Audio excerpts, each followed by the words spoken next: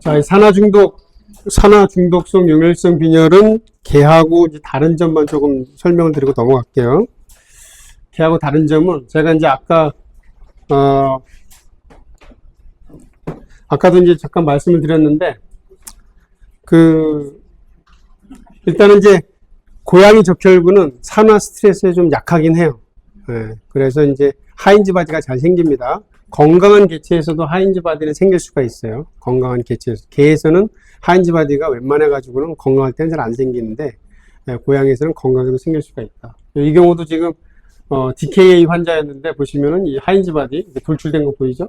상당히 많이, 보고된 바에 의하면 30% 넘는 적혈구에서도 하인즈 바디가 관찰될 수는 있는데, 이렇게 산화 스트레스에 취약하긴 한데도 불구하고, 고양이는, 바로 그 산화중독성 용혈성 빈혈이 생기는 것도 아니에요. 고양이는 또 개랑 좀 달라가지고. 개에서는 어떻게든 형태가 변형이 되면은 비장에서 빨리 제어가 되기 때문에 빈혈이 오게 되는 편인데, 고양이에서는 적혈구가 좀 망가져도 좀 그렇게 사는 것 같아요.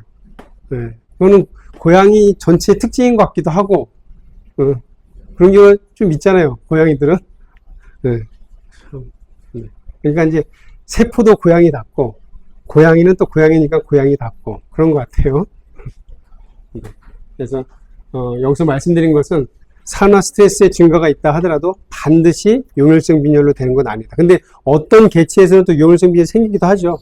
어떤 팩터가 그런 결정을 하게 되는지는 아직은 잘 모르거든요.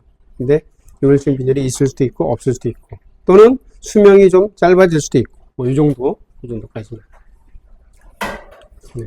그 다음에 이제, 하인즈 바디는 뭐, 개에서는 똑같습니다. 뉴메칠렌 블루를 염색하면 좀 더 쉽게 관찰할 수 있고요.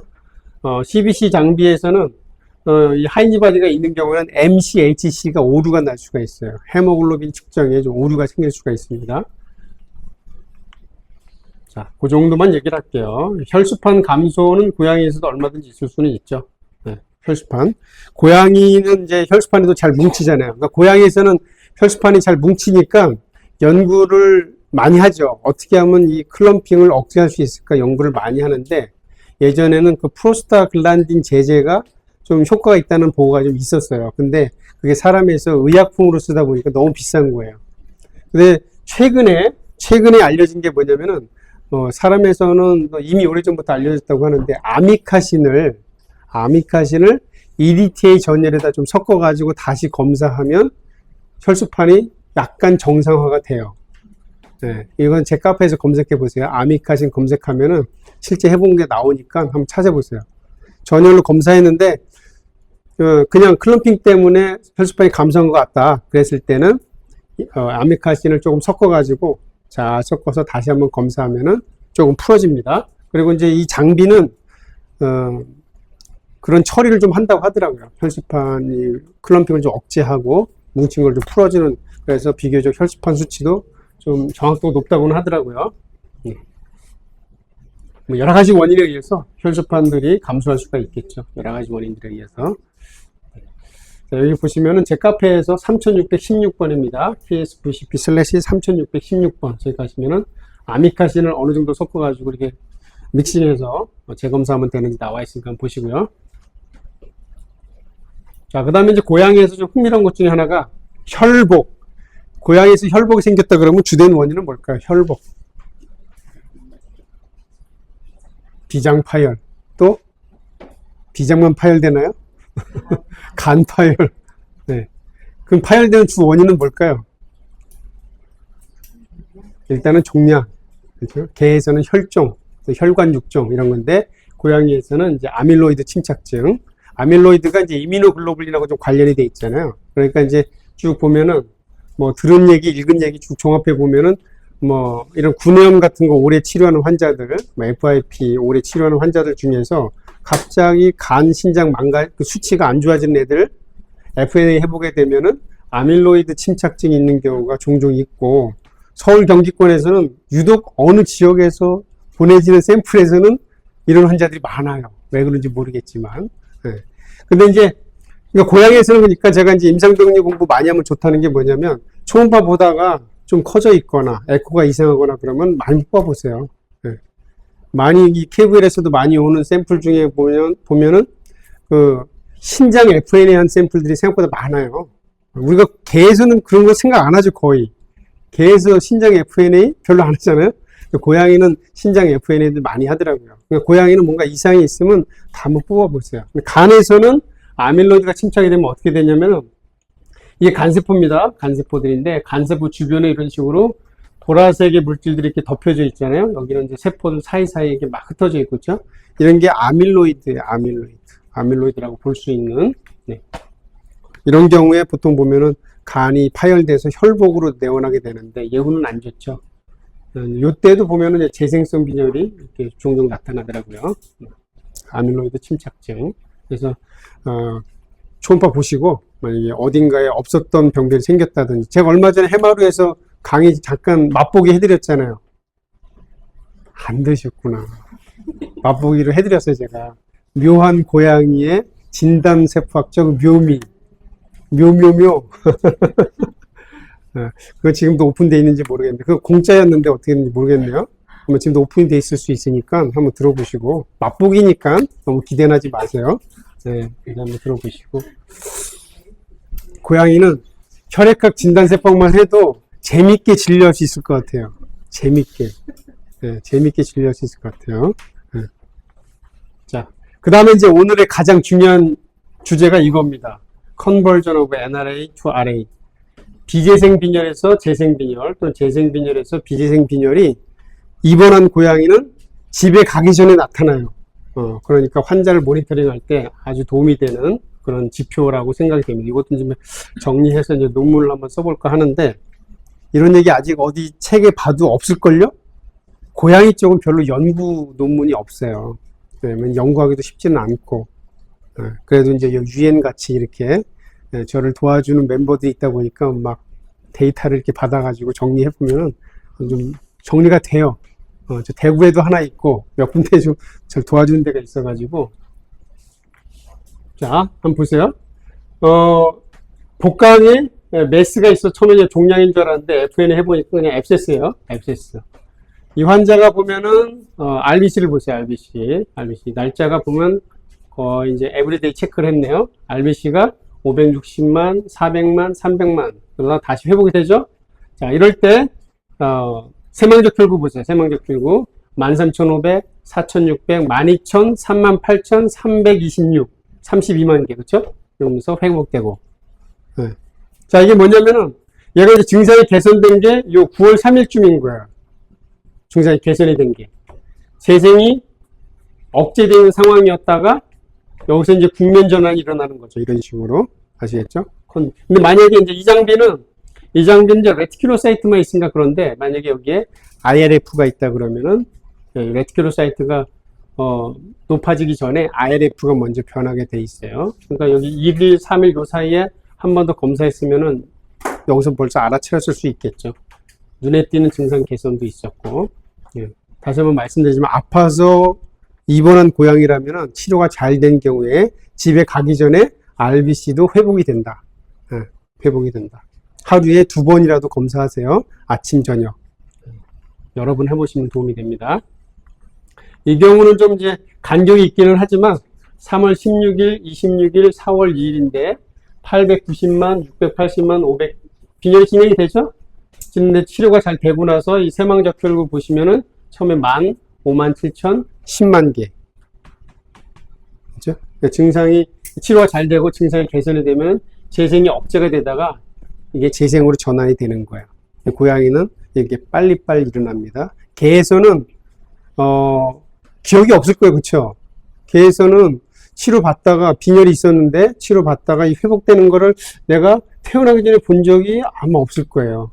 걔는 그렇게 빨리 잘 안 나타나거든요. 물론 이제 뭐 IMH라든가 뭐 이런 경우라면 모르겠지만 이렇게 비재생 빈혈이 있었다가 입원해 있는 동안에 이제 이 RBC 수치가 회복되는 거 보기는 쉽지는 않아요.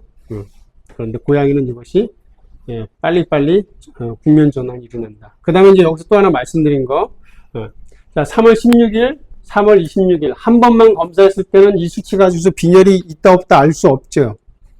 네. 아까도 잠깐 얘기했잖아요. 네. 고양이는 어차피 병이 생겼다가도 상당히 진행된 경우에 내원하니까 아파서 온 고양이라면은 RBC 수치가 참고 범위에 있다 하더라도 빈혈은 진행되고 있다 보시는 게 좋죠. 반복해서 검사해 보게 되면은 그 숨어 있는 것을 알게 되잖아요. 자, 그 다음에 이제 고양이 도말 표본을 봤을 때 당황하게 되는 두 가지 적혈구 형태. 여기 아까 첫 번째는 뭐였죠? 첫 번째 크고 작은 게 자주 보인다고 그랬죠? 두 번째는 뭐냐면 여기 길쭉한 거 보이죠? 타원 적혈구들 많이 보이면은 또 당황스럽잖아요. 그러니까 개에서는 저기 해석이 좀 다른데 고양이에서는 저런 게 있으면 제일 먼저 간을 한번 보세요. 최소 리피도시스, 그 다음에 이제 간에 또 염증이 여러 가지가 있잖아요. 뭐 림포플라즈마시티, 뉴트로필릭 또는 믹스드 뭐 이런 게 있으니까 간 FNA 한번 해보시면 도움이 됩니다. 간이 괜찮다 그러면은 신장, 그 다음에는 이제 골수 쪽으로 가시면 돼요. 뭔가 어떤 진단적인 특이성은 낮아요. 이런 게 또 고양이에서는 잘 보인다. 잘 보인다.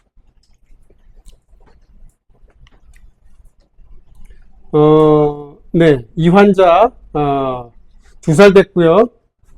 TA 후에 복막이 파열됐고 척추 골절도 있었고 뭐 탈장도 있어서 탈장 수술도 하고 이런 환자더라고요. 랩에 의뢰된 건 뭐냐면 WBC가 컨디션이 좋아지는 것 같은데 WBC가 7만으로 높아서 이제 좀 걱정이 돼가지고 이제 판독을 했던 그런 케이스입니다. 근데 제가 좀 전화해가지고 이런 임상 정보를 좀 더 얻은 건데요. 고양이에서는 이제 이 WBC와 관련해가지고 요거 해석하기가 좀 쉽지 않은 부분이 좀 있는 것 같아요. 고양이는. 개에서는 그래도 CRP가 있으니까 얼마 전에도 어떤 원장님이 췌장염하고 이제 심장에 문제가 있어서 좀 힘든 개를 이렇게 치료하다가 증상이 많이 개선이 됐는데 WBC가 4만 5만 계속 높게 유지가 되니까 걱정이 돼가지고 저한테 전화를 하셨더라고요. 그래가지고 백혈병 아닐까요? 제 유튜브에 올려놨습니다. 백혈병 아닐까요? 그래가지고 제가 며칠 더 지켜보라고 그랬죠. 지켜보고. 근데 그렇게 얘기할 수 있었던 게 뭐냐면 CRP가 거의 정상으로 돌아오더라고요. 보니까. 그러니까 지금 하시던 치료 계속 하시고 며칠 더 보시고서 저한테 데이터를 다 달라고 했는데 CRP는 계속 정상으로 돌아왔고 WBC는 좀 높게 유지가 되다가 좀 떨어지더라고요. 그래도 이제 개에서는 CRP가 있으니까 해석하는 데 도움이 되거든요.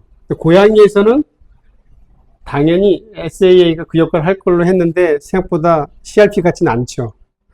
그리고 이렇게 WBC가 증가가 됐는데 SAA가 정상인 경우도 있어요. 그러면은 SAA에서 더 얻을 수 있는 정보는 없는 거예요. 그때는 SAA에 더 기대하지 마시고 그런 경우에 그럼 뭘 어떻게 해야 되는가? 이 환자 데이터를 다 받아보니까 WBC 7만, 4만, 2만, 2만, 3만 이런 식으로 쭉 진행이 됐어요. 빈혈 RBC 보면 RBC 590만, 470만 뭐 이 정도 수준으로 계속 유지가 되네요. 자, 제가 주목해서 본 건 뭐냐면 세망적혈구죠. 세망적혈구가 의뢰한 날짜도 보면 세망적혈 레퍼런스 N보다 증가가 됐는데 이 값이 어떻게요? 더 증가되고 있죠. 더 증가되고 있죠. 그러면 굿 사인인 거죠. 지금 하고 있는 치료 그냥 계속 잘 하시라고. 요것도 이제 좀 더 지나서 제가 이제 또 데이터를 얻어가지고 더 업데이트를 할 텐데 그래도 고양이에서 빈혈이 이렇게 재생이 활발하게 진행되고 있다는 얘기는 지금 컨디션이 좋아지고 있다는 얘기예요. 고양이에서는 그렇게 해석할 수 있다는 거. 그러니까 이제 뭐냐면 제가 좀 전에 얘기했던 그 개 췌장염 환자 치료가 됐는데 WBC가 오랫동안 유지가 된다고 그랬잖아요. 이게 유튜브에서 한번 들어봐야 돼. 들어보고 연락 줘요. 네. 설명이 길어지니까. 근데 여기서 또 올라간 거는 뭐냐면 탈장 수술도 했대요. 그러니까 이제 또 올라갔겠죠? 네. 예습. 네. 바쁘신 줄 압니다. 네. 자, 이건 이제 울산 케이스인데, 얘도 보시면은, 치료가 좀 잘 되다가 좀 힘들어지고 나니까 이제 데이터를 저한테 한번 보내신 거예요. 보냈는데 보면은 재생이 잘 되다가 재생이 다음날이죠. 재생이 반으로 떨어졌죠. something wrong인 거죠. something wrong. 이렇게 되면은 빨리 찾아야죠. 어디가 문제가 더 있는가. 못 찾은 문제가 뭔가 찾아가지고 SA를 보니까 계속 높아요. 뭔가 문제가 있는 거죠.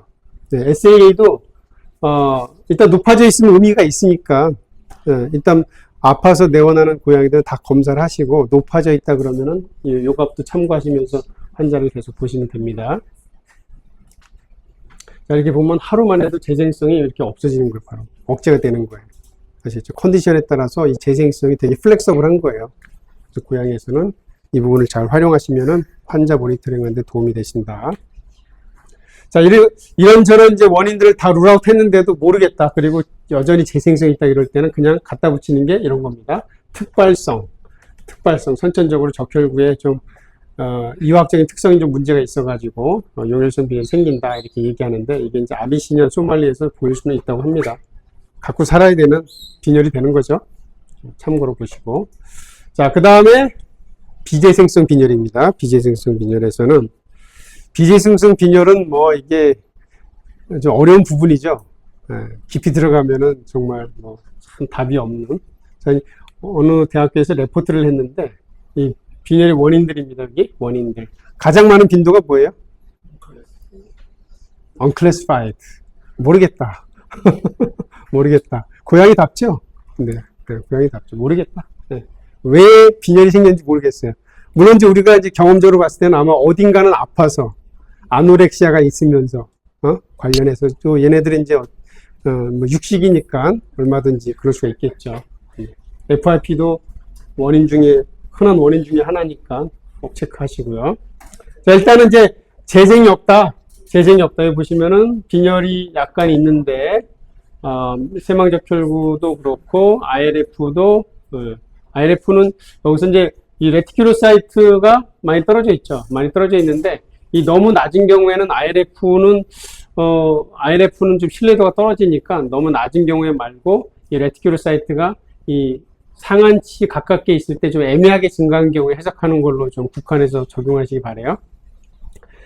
자, 고양이는 이제 염증이 있을 때 일단은 이제 비재생 빈혈이 있다 그러면은 염증 여부를 체크를 해야 되겠죠. 염증. 근데 고양이 이제 호중구 변화의 또 특징 중에 하나는 초기에는 호중구가 잘 증가하지 않는 거죠.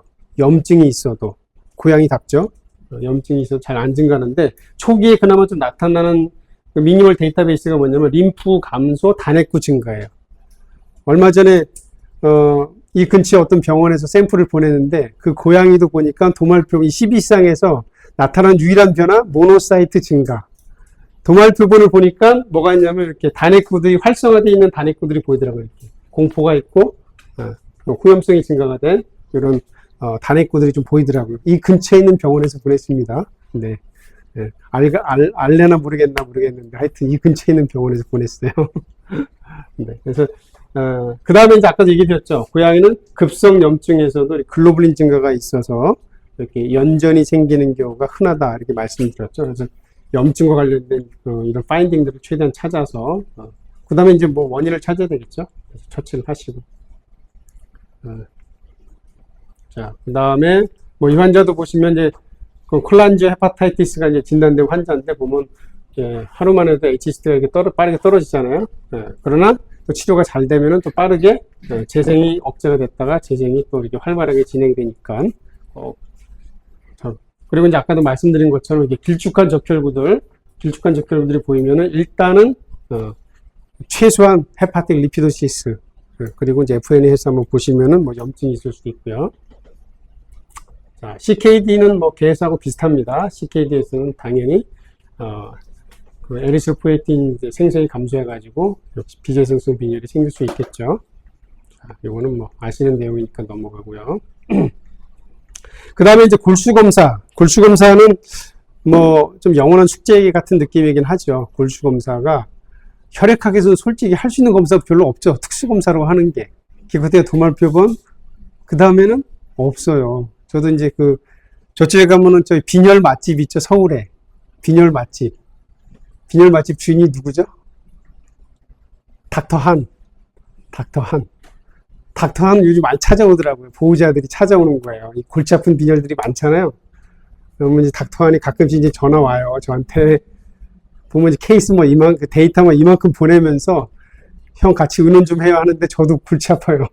골치 아픈데 제가 추천해 줄 만한 검사가 없어요. 솔직히.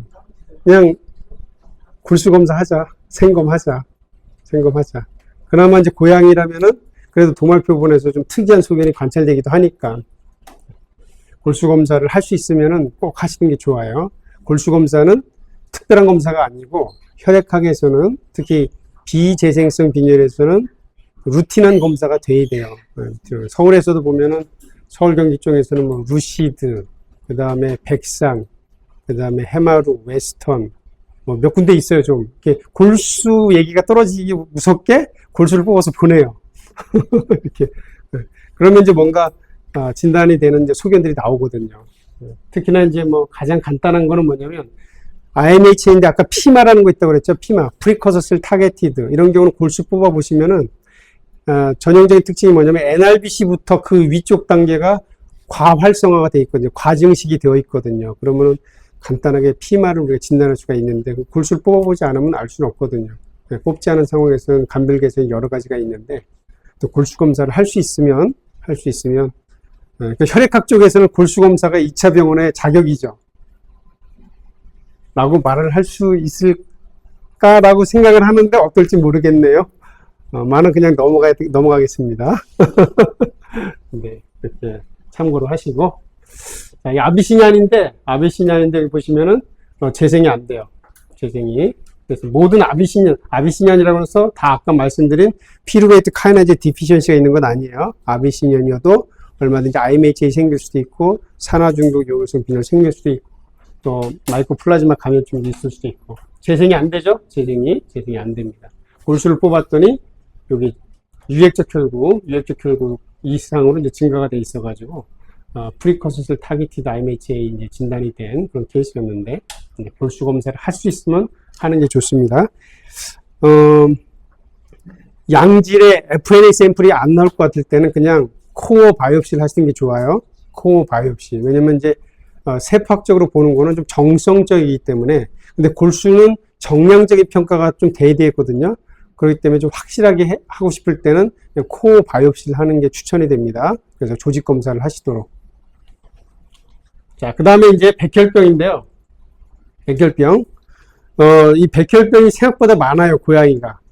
이거는 물론 이제 바이러스 관련도 있긴 하지만 관련되지 않은 경우도 있고, 어떤 경우에 우리가 백혈병을 의심할 수 있는가를 이제 설명을 좀 드리도록 하겠습니다.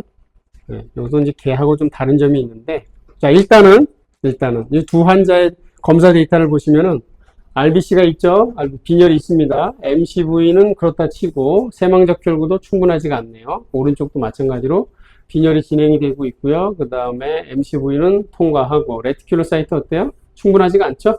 충분하지가 않아요. 자, WBC 왼쪽은 8,300개, 오른쪽은 4,000개, 13,000개. 이런 경우 백혈병을 생각할 수 있을까요? WBC가 8,000개, 4,000개, 13,000개. 백혈병을 생각할 수가 없죠. 아까 말씀드린 그 치료 후에 호중구 증가돼서 백혈병인가 했던 환자도 4만, 5만 됐거든요. 그 정도면 우리가 좀 생각할 수 있죠. 10만 이상이면 당연히 가능성이 높죠.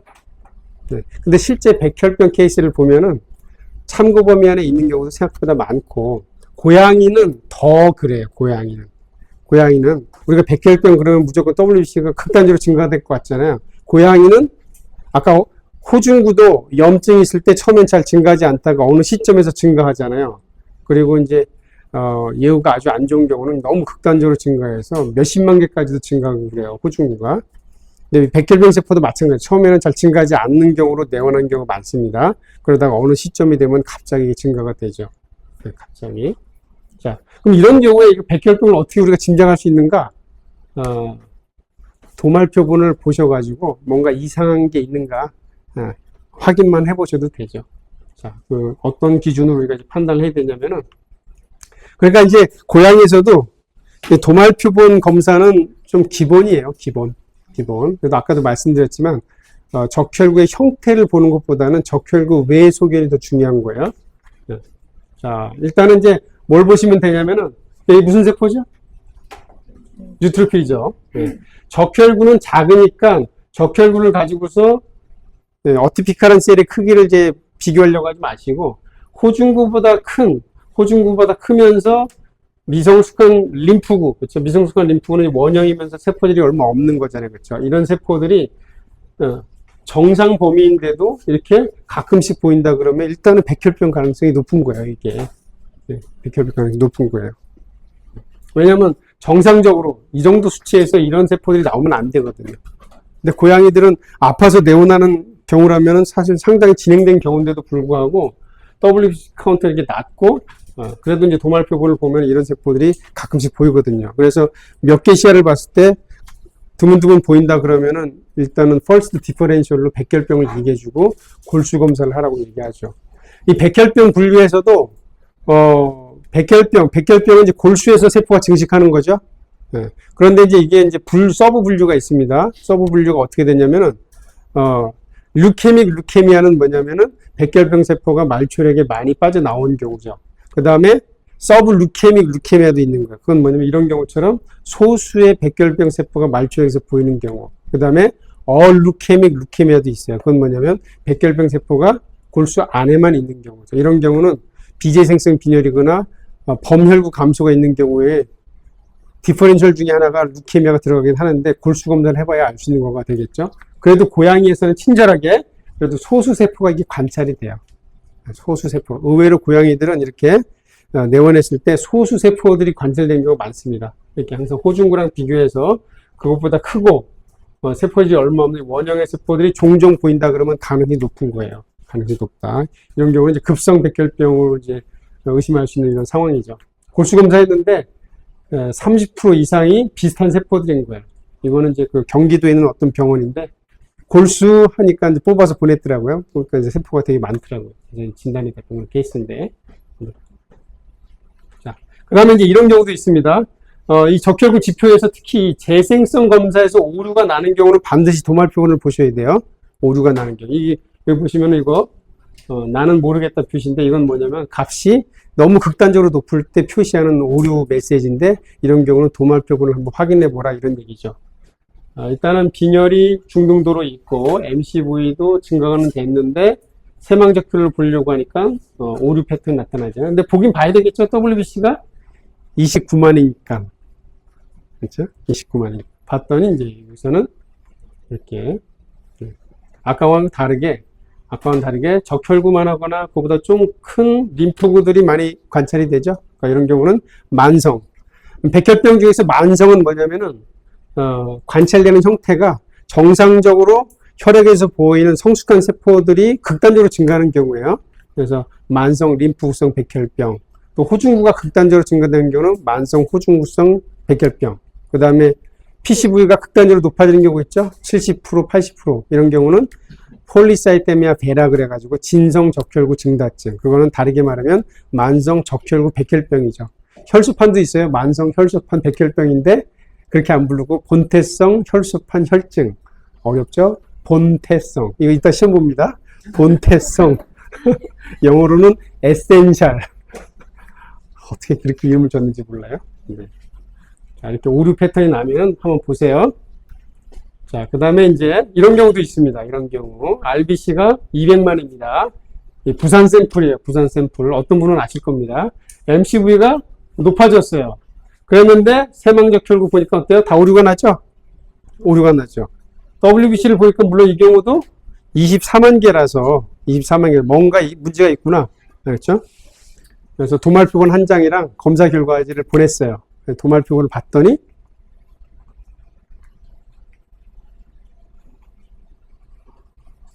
뭐가 보이죠? 적혈구 빼고 이런 세포들이 다 보여요. 이런 거 여기 핵 같은 게 있는데 핵이 이제 시커멓죠? 농축이 돼서 이게 다 뭐예요? NRBC죠? 이게 NRBC. 유액적 혈구가 지금 여기 몇 개 있어요? 유액적 혈구. 하나, 둘, 셋, 넷, 다섯, 여섯, 일곱, 여덟, 아홉, 열, 열하나, 열둘, 열셋, 14개.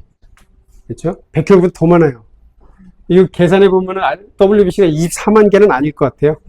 그렇죠? 반 이하로 떨어질 것 같습니다. 어쨌거나 NRBC가 이렇게 많이 증가가 돼도 오류가 나타나는 거예요. 그러니까 뭔가 이 재생성 평가 지표들에서 오류가 나는 거는 비정상적인 세포들이 많이 있는 거예요. 이런 경우는. 개에서는 바베시아 감염이 돼가지고 충체가 증가된 경우에도 이런 오류가 나타나는데 고양이에서는 아직 그런 거는 보고는 없고 고양이에서는 주로 뭔가 이렇게 비정상적인 세포 증가가 있는 거예요. 꼭 그 말 좀 보시고.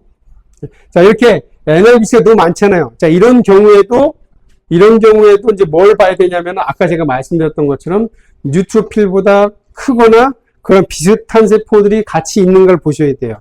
그게 같이 있다 그러면 이런 경우는 뭐냐면은 이런 경우는 급성 백혈병 중에서 적혈구의 백혈병인 거예요. 적혈구의 이런 것을 이제 에리트레믹 마이엘로시스다 이렇게 불러요. 또는 에리트로 루케미아, 루케미아에서 에리트로 적혈구계 쪽의 백혈병이다. 급성 백혈병 일종인 거예요. 네, 그런 경우에는 이런 미성숙한 세포만 보이는 경우도 있지만 이 밑에 이런 NRBC들까지 같이 이렇게 쏟아져 나오는 경우가 있을 수가 있습니다. 그래서 고양이에서는 이 비재생성 빈혈이다 그러면 도말표를 한번 보는 게 도움이 되는데 보기가 좀 귀찮으니까 그렇죠. 또 바쁘면 볼 시간도 없잖아요. 그럴 때는 랩으로 보내세요. 네, 랩으로. 자, 그 다음에 이제 이런 경우도 있죠. 이런 경우. 빈혈이 있는데, MCV가 레퍼런스 레인지 안에 있네요. 세망적 혈구가 충분치 않아요. 그래서 이제 루틴한 검사가 도말표본 봤는데, 도말표본에서 이런 세포들. 원형의 세포가 있죠, 이렇게. 원형의 세포, 핵이 있는지 없는지, 보라색 과립이 가득 차 있죠? 이런 거. 무슨 세포예요? 비만세포. 고양이에서 이렇게 말초력에서 비만세포가 보인다 그러면 비장, 간, 비장도 간도 괜찮다 그럴 때는 이제 피부 한번 만져보죠. 어딘가에 비만세포 좀 있을 수 있으니까. 대개의 경우는 비장입니다. 비장. 비장. 자, 그 다음에 뭐 약물과 관련해서도 가끔 문제가 되는 경우도 있기도 하죠. 뭐 이렇게 아지스로마이신. 어디에서 뭐 어디에서 아지스로마이신이 처방이 됐는데, 실제로 내준 것은 아자시오프린이 처방이 돼가지고, 이제 이게, 고양이가 좀 힘들었던. 옛날 얘기겠죠, 옛날. 네. 저도 이제 기억나는 게 어릴 때 병원 가면은 그 의사 선생님들이 종이에다가 막 쓰잖아요. 그러니까, 아지스로마이신이니까 AZ 이렇게 하고 나머지는 팍 시걸게 썼을 거 아니에요. 그렇죠? 이해가 가면 저랑 비슷한. 같이 오래 있었던 간호사 선생님은 알 거 아니에요. 그렇죠? 아이고. 근데, 그날따라 근무한 지 얼마 안 된 간호사가 봤어. AZ네? 마음에 드는 거 골라줬는데, 이제 이런 거죠. 그렇죠? 이렇게. 이런 경우도 있을 수 있다. 자, 그 다음에 이제 이런 것도 한번 보세요. 이런 거. 얼마 전에 이제 한 수의사하고 이제 통화하다가, 고양이들이 수술 잘 했는데, HCT가 좀 떨어져가지고 회복이 잘 안 되고 이런 경우도 보면 좀 당황스러운 경우가 있었다고 하더라고요. 피 한 방울 안 내고 수술했는데 HCT가 떨어지더래요. 그런 경우 없었어요? 무심했네. 무심했네요. 그래. 현명했네요. 그쵸? 골치 안 아프게. 수술은 잘 했으니까. 그래요. 그러니까, 피 한 방울 안 흘려도 HCT는 떨어져요. 자, 왜 그러냐면은, 아까 적혈구를 제거하는 데가 어디라고 그랬죠? 비장이죠. 비장의 또 하나의 목적은 뭐냐면, 혈구 보관이에요. 혈구 보관. 그러니까 여러분들도, 사람도 왜 당황하면 얼굴이 어떻게 돼요? 홍조를 띠죠? 그 왜 그래요? 호르몬이 분비가 되면서 비장이 쫄깃해지면서, 그렇죠? 쫄깃해지면서 농축 혈액이 릴리즈가 되니까 불그레해지는 거잖아요. 개나 고양이도 마찬가지입니다. 특히 개들도 응급 상황에서 오면 어떤 경우 HCT가 되게 높죠. 특히 교통사고 났는데 어디 뭐 다친 데도 없는 것 같고 놀라기만 한 것 같은데 HCT가 되게 높았다가 안정 취하고 나서 보면은 원래대로 돌아와서 이렇게 회복된 애가 있어요. 그건 뭐냐면 비장에는 근육도 있어요? 근육 있죠? 없나? 있을까요? 비장에는 근육도 있어요. 그래야 수축과 이완을 하죠. 수축하게 되면은 농축 혈액 거의 70% 이상의 농축된 혈액이 릴리즈가 되면서 일시적으로 PCV가 올라가는 거예요. 그러니까 우리가 교통사고 났을 때 왜 하루 정도 지나야 어느 정도 출혈되는지 알 수 있다고 하잖아요. 그 이유가 뭐냐면은 이 혈구 쪽에서는 비장도 수축을 해서 개입을 하기 때문에 정확하게 블러드 로스가 얼마 되는지 모르는 거예요. 그것이 이제 충분히 섞여가지고 그 다음에 혈장도 희석이 되잖아요. 그렇죠? 세포 외액들이 이제 혈관 외액들이 혈관으로 이동이 되고 하면서 막 섞이면서 균형이 잡히는 게 한 하루 정도는 지나야 되니까 HCT를 가지고서 출혈 정도를 알려면 하루는 지나야 된다 이렇게 얘기를 하는 건데, 그럼 그 반대의 경우도 있을 수 있을 거 아니에요. 비장이 어떤 원인에 의해서 늘어지면은 그쪽으로 쭉 빨리 들어갈 거 아니에요. 그게 뭐냐면 바로 마취. 네, 고양이에서는 진정제. 네, 진정제 효과가 그렇게 될 수 있는 거예요. 그래서 수술 전후에 약물에 따라서 HCT가 좀 심하게 변하는 것도 있고요. 심하게 변하는 것. 이런 데 보면은 뭐냐면 수술했는데 HCT가 떨어졌는데 재생도 없이 그냥 회복이 되는 경우가 있거든요. 그런 경우는 뭐냐면 수술하고 나서 그 이제 진정제에 의해서 비장이 이렇게 이완이 됐다가 이렇게 좀 회복되는 거예요. 아시겠죠? 피 한 방울 안 흘려도 수술 전후에 HCT가 다를 수가 있다는 거. 이렇게 이제 상식적으로 알아주셔야 되고. 자, 그 다음에 이제 이런 경우도 있습니다. 임상병리는 좀 문자를 잘 안 쓰는데, 이 RAA라는 게 있습니다. RAA는 뭐냐면은 Reticulocytosis in the absence of anemia다 이렇게 불러요. 자, 우리가 이제 재생성 평가를 원래는 언제 하는 거예요? 우리가 매뉴얼로 재생성 평가를 해야 된다 그러면 당연히 빈혈이 있을 때. 근데 이제 시대가 좋아져가지고 내가 의도하지 않아도 이제 모든 개에서 재생성 검사가 자동 제시가 되잖아요. 근데 그렇게 하다 보니까 이제 알게 되는 게 뭐냐면, RBC가 충분한데도 재생이 되는 경우가 있는 거예요, 이게. 그래서 이거를 RAA라고 하는 거예요. RAA. 요거는 이제, 제가 하나 이제 레포트 한 건 뭐가 있냐면은, 개에서, MMVD 환자에서 폐수종이 있는 환자들만 조사를 해보니까, 폐수종이 생기면은, RBC는 참고 범위 안에 있는데, 재생이 생겨요, 재생. 레티큘로사이트 증가가 돼요. 치료가 잘 되면 정상으로 돌아오고, 심지어는 참고 범위 안에서도 변화가 되는 거예요, 이렇게. 네, 그래서 보고를 했었거든요. 흔적이 있는데, 고양이도 이제 심장질환이 있으니까 이제 한번 찾아보려고 했는데, 뭐 찾는 중입니다. 그리고 이제 이런 논문들이 지금 몇 년 사이에 좀 관찰된 소견들을 정리하는 논문들이 한 편 한 편이 나오고는 있는데, 제가 이제 이 고양이에서 좀 관심 갖는 건 뭐냐면은, 이거 한번 볼까요? 자, 여기 보세요. RBC가 900만입니다. 900만. MCV가 뭐 평범하죠? 세망적 혈구가 164.4. 16만 개가 있는 거예요. 세망적 혈구가. 와, 이것도 부족한가? 뭐가 부족해서 이게 세망적 혈구를 만들까? 이런 생각이 들죠? 그러니까 이런 걸 이제 조사해보면은, 뭐 어떤 영양제 역할도 있고, 뭐 근골격계 수술한 환자에서도 이렇게 자극이 되는 것도 발견하고, 아직은 뭔가 병태 생리가 확립된 건 아니고 이런 현상이 있다는 것만 정리하는 수준이에요.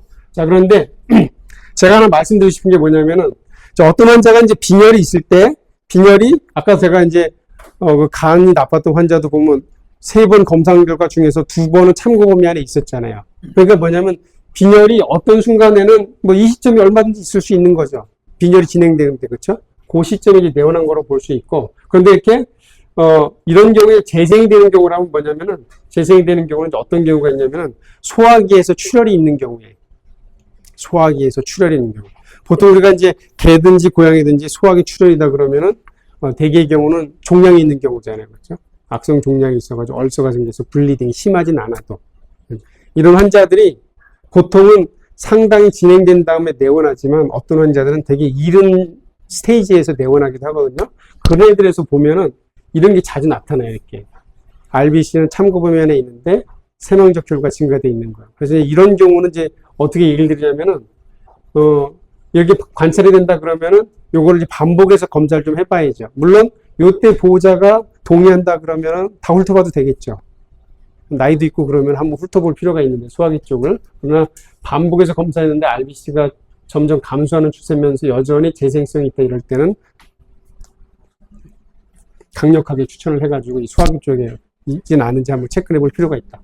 물론 이거 말고도 여러 가지 원인에서 이렇게 될 수는 있어요. 그러나 우리가 이제 환자를 이제 관리하는 측면에서는 그래도 한 케이스라도 좀 더 얼리 페이지에서 발견할 수 있으면, 그렇죠? 그러니까 얘는 위에 림프종이 있었습니다. 위에 림프종. 그래서 이제 위 림프종 환자들만 지금 계속 조사해보고 있는데, 이런 시점이 있을 수 있다는 거. 자, 그 다음에 이제 이 환자가 이제, 위에 이제 림프종이 있어가지고 진행이 되면 출혈이 계속되니까 이런 경우는 보통 어떻게 되냐면 개라면 만성 철분 결핍 빈혈증이 생기죠. 그렇죠? 크로닉 블러드 로스에 의한 만성 철분 결핍 빈혈이 생기는데 고양이에서는 철분 결핍 빈혈이 잘 안 생기더라고요. 보니까 잘 안 생기고 그냥 이렇게 종양이 진행된 경우에는 종양으로 인해서 컨디션이 저하가 되면서 그냥 비재생성 빈혈이 생기더라고요. 비재생성 빈혈. 그래서 이 종양이 좀 진행된 경우에는 이 23일 데이터에서처럼 그냥 빈혈이 마더리트하게 있는데 재생이 억제가 되는 이런 빈혈이 생겨요. 재생이 억제가 되는.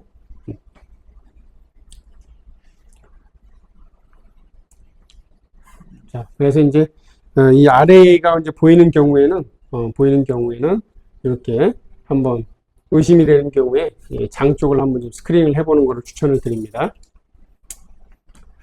자, 그 다음에는 자, 고양이에서는 뭐 이런 경우가 그렇게 흔치는 않은 것 같아요. 이렇게 해석에 큰 영향을 미치는 않는 것 같은데, 이 개에서는 수혈한 경우에 지표가 좀 변화가 될 수가 있거든요. 지표가. 특히나 MCV. 이 경우도 보면은 7월 22일 날 RBC 숫자가 너무 낮으니까 당연히 수혈하겠죠. 수혈했는데 보니까 MCV가 84.3에서 58.6으로 떨어졌어요. 이제 우리가 이런 샘플을 받아봤을 때는 수의사가 얘기 안 해도 수혈했구나 알 수 있거든요. 자, 왜 그러냐? 공혈견들은 이제 어떤 병원에서는 그 수혈하기 전에도 공혈견의 혈액을 CBC 검사를 한번 하는 경우가 있거든요. 고맙게도. 해보면은 이 공혈견들은 올해 입식된 경우에는 자주 체혈이 되잖아요. 이게 뭐냐면 인위적으로 철분 결핍 빈혈이 유발되는 거예요. 이런 경우에는 철분을 보충해줘도 잘 이게 충분히 원활하게 보충이 잘 안 되다 보니까 얘네들은 좀 기형적인 패턴이 나타나요. 그게 뭐냐면은 RBC 숫자는 충분한데 MCV는 작아요. 작은 적혈구들이 증가하는 거죠. 그런 애들을 이런 환자들하고 섞어주게 되면 어떻게 되겠어요? 당연히 MCV가 떨어지겠죠. 근데 여기서 그렇잖아요. 7월 20일, 7월 23일. 하루 만에 이렇게 극적으로 변화될 수 있는 방법은 수혈밖에 없잖아요. 근데 여기서 이제 이거를 잘못 해석하면 안 되는 거거든요. 어떤 영양이 결핍된 경우에는 매크로시틱, MCV가 증가가 되는 빈혈이 생긴다라는 게 어디 책에 한 줄 있거든요. 그러니까 이제 어떤 수의사분이 이걸 딱 보고서 그 영양제도 줬거든요. 수혈도 해주고. 그러니까 그 영양제가 정말 부족했었나 보구나. 수혈한 거 생각 안 하고. 네? 그리고 영양제 한 번 줬다고 이렇게 변하면 안 되잖아요. 그렇죠? 그렇죠? 네, 그럴 수도 있다. 그러니까 이제 수혈하기 전에 수혈하고 나서 이렇게 지표들이 얼마든지 변화될 수 있는 거니까 해석할 때 좀 주의하시고요. 고양이는 이제 이런 변화가 이렇게까지 뭐 심하지는 않은 것 같아요. 고양이는. 근데 요즘 고양이 혈액 구하기가 좀 어렵다면서요. 사실 좀 계속 문제가 많나 봐요. 그 회사에. 네, 그러네요. 자, 이렇게 해서 그래서 이제 오늘 말씀드린 거 정리를 해드리자면 이제 첫 번째, 고양이는 재생이 안 되더라도 MCV가 증가되는 경우가 많다. 그러니까 고양이에서는 할 수 있으면 세망적혈구가 개수가 되는 장비를 활용하는 게 필요하다는 거 말씀드렸고, 또 하나는 고양이는 그 비재생과 재생의 전환이 되게 빠르다고 그랬죠. 그러니까 또 이제 환자를 모니터링 할 때 재생성이 없던 것이 살아나는 거 확인하는 게 되게 중요하다는 거 말씀을 드렸고, 그 다음에 고양이는 병이 생겼을 때 상당히 진행된 후에 내원하다 보니까 아파서 내원한 경우에는 수치상으로 빈혈이 없다 하더라도 빈혈이 사실은 진행 중일 수도 있다는 거, 그래서 반복해서 검사하는 거 추천드리고, 도말표본은 힘들지만 친해지도록 노력을 해보는 게 중요하다. 카페도 보시고 또 제가 올린 영상도 한번 좀 보시고, 자, 이렇게 해서 일단 강의는 끝내겠습니다.